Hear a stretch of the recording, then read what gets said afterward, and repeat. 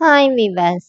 இன்னைக்கு September 14 Ponni serial என்னாச்சுன்னு சொல்லி பார்க்கலாம்க்கு முன்னாடி சேனல் சப்ஸ்கிரைப் பண்ணாதவங்க மறக்காம சப்ஸ்கிரைப் பண்ணுங்க.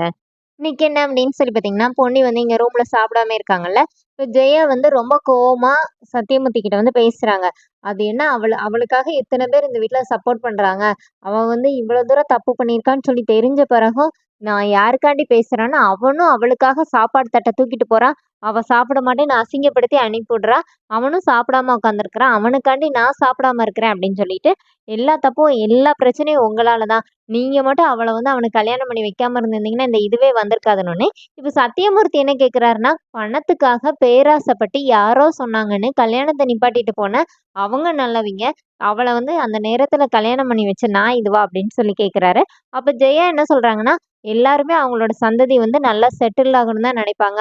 அந்த மாரி சிச்சுவேஷன்ல அவங்க கேட்டனால தான் இந்த மாரி ஆயிடுச்சுங்கிற மாரி பிரீத்தியோட ஃபேமிலிக்கே சப்போர்ட் பண்றாங்க. அப்புறமா சத்தியமூர்த்தி கோவமா வெளியில வந்துடுறாரு. இங்க என்ன ஆகுதுன்னா, பிரீத்தி வந்து மேல பொன்னி மட்டும் பாவமா நின்னுட்டு இருக்காங்க. அப்போ வந்து "என்ன பொன்னி, காக்காக்கு வச்ச சாப்பாட சாப்பிடுற அளவுக்கு வந்துட்டியா?" அப்படின்னு சொல்லிட்டு பொன்னிக்கிட்ட வந்து சண்டை போடுறாங்க. இவ பொன்னியும், பிரீத்தியும் காரசாரமா சண்டை போடுறாங்க. இவ பொன்னி என்ன சொல்றாங்கன்னா, "நீ தான் பிளான் பண்ணி இந்த மாரி பண்ணியிருக்கணும்." அப்படின்னு சொல்லும்போது, பிரீத்தி என்ன சொல்றாங்கன்னா, "அப்ப மணமேடையில கல்யாண பொண்ணா இருந்தது நான். நான் எப்படி கல்யாணத்த நிப்பாட்டுறதுக்காக ஆள செட் பண்ணியிருப்பேன்." அப்படின்னோனே, "இப்ப நீ சொல்றது யோசிக்கிற மாரி தான் இருக்குது.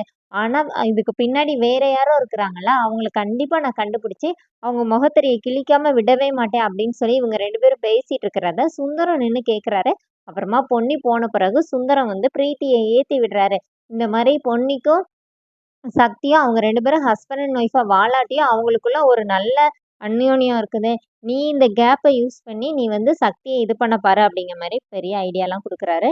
இங்க என்ன ஆகுது அப்படின்னு சொல்லி பார்த்தீங்கன்னா, வீட்ல வந்து ஜெயா சாப்பிடாமயே இருக்கிறாங்கன்னு சொல்லிட்டு பொன்னிய பார்த்து அவங்க அப்பா வந்து சத்தியமூர்த்தி வந்து சாப்பிட வாம்மா அப்படின்னு சொல்லி பொன்னிய வந்து கூப்பிடும்போது, பொன்னி என்ன சொல்றாங்கன்னா, இதுக்கு முன்னாடி வந்த பிரச்சனையிலலாம் சக்தி என்ன நம்புனாரு. அந்த தைரியத்துல நான் இருந்தேன். இப்ப அவரு கூட என்ன நம்பலையே மாமா அப்படிங்கிற மாரி சொல்றாங்க. அதோட என்னோட எபிசோட் எண்ட் பண்ணிட்டாங்க. நெக்ஸ்ட் வீக் என்ன அப்டின்னா, சுந்தரம் வந்து அந்த ஸ்டோர் ரூம் ஃபுல்லா ஜாமானா கொண்டு வந்து எறக்கி வைக்க வச்சுர்றாரு. கீழ என்ன ஆகுதுன்னா, சண்முகம் கேட்குறாரு, "யாரு நீங்க? என்ன இது பண்ணிட்டு இருக்கீங்கன்னோனே?" சுந்தரம் சொல்றாரு, "இதெல்லாம் நான் தான் கொண்டு வர சொன்னேன்னு" சொல்லிட்டு எல்லாத்தையும் அங்க போய் அடுக்கிர்றாங்க. இப்போ பொன்னிக்கிட்ட வந்து சுந்தரம் என்ன சொல்றாருன்னா, "நீ இந்த ரூம்ல தங்கக்கூடாதுங்கிறதுக்காக தான் நான் இதெல்லாம் இங்க அடுக்கி வச்சிருக்கேன்" அப்படிங்கிற மாரி சொல்றாரு. அதோட என்னோட எபிசோட் எண்ட் பண்ணியிருக்காங்க. Thank you.